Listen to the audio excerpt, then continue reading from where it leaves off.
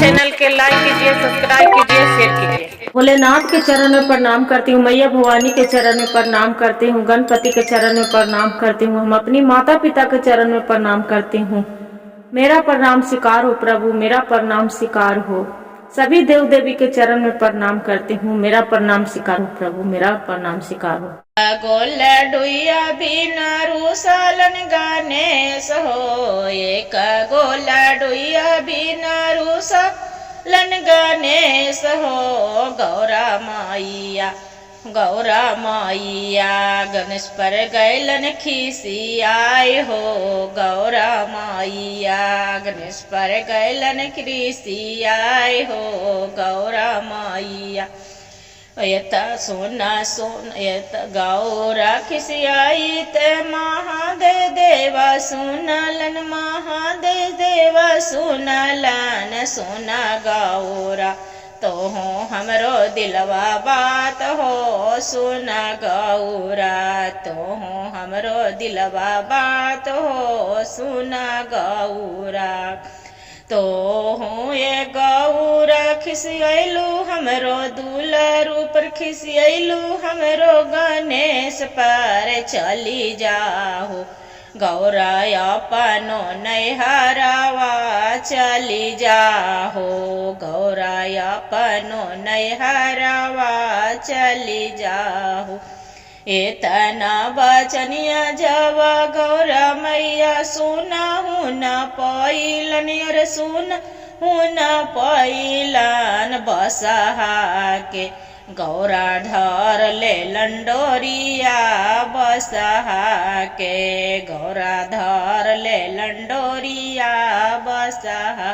बसहा के ढोरी धैले गईलन नैहरवा। यर गईलन नैहरवा दुआरे पर। गौर के रहला न मामी दुआरे पर। गौर के रहला न मामी किया तोरा घटलै गौरा दूधा भात कोरावा। यर दूधा भात कोरावा किया घटलो गौरा बौड़ा के दुलरवा किया घटलो। गौरा बौड़ा के दुलरवा किया घटलो। नाही मोरा घटलै मैया दूधा भात कोरवा। यर दूधा भात कोरवा एक गोला डुइया लागे खिसियाइला न भोला। एक गोला डुइया खातिर रूसलन गणेशा हो। रूसलन गणेशा ओही खातिर भोला गैलन खिसियाई।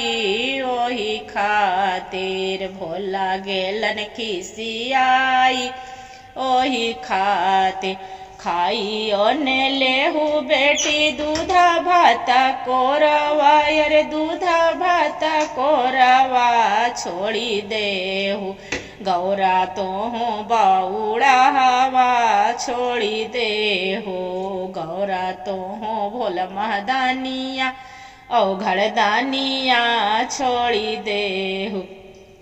दूधा भात कोरवा मम्मी तरौरे घर रही। अरे रौरे घर रहे नहीं रहबो हम भोला बिना बौड़ा बिना। मम्मी हम नहीं रहबो बौड़ा बिना। हम हूँ जय जय वो मम्मी भोला जी के संघवा। यार भोला जी के संघवा सुना मम्मी एतना बचनिया जब सुनला न गौरक मैया। सुनला न गौरक मैया ठोके लगलन मैया अपनी का परवा ठोके लगलन मैया अपनी का पर। सुना सुना बहिना हो सुना सुना दीदी। अरे सुना सुना दीदी मोरा गौरा मोरा गौरन आइलन बिन बोलाइए। मोरा गौरा आइलन बिन रे बोलाइए।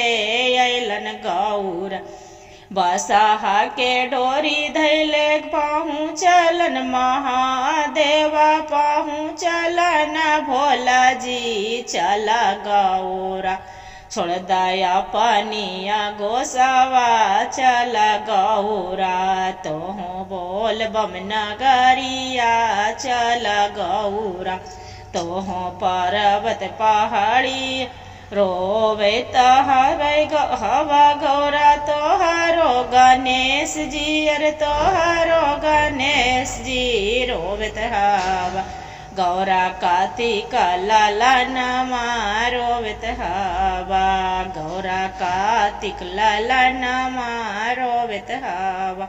हर हर महादेव, घर घर महादेव। गुरु भाई गुरु बहन, जो भजन अच्छा लगे तो वीडियो को लाइक और सब्सक्राइब जरूर करिएगा दीदी, और हर हर महादेव कमेंट में जरूर लिखिएगा।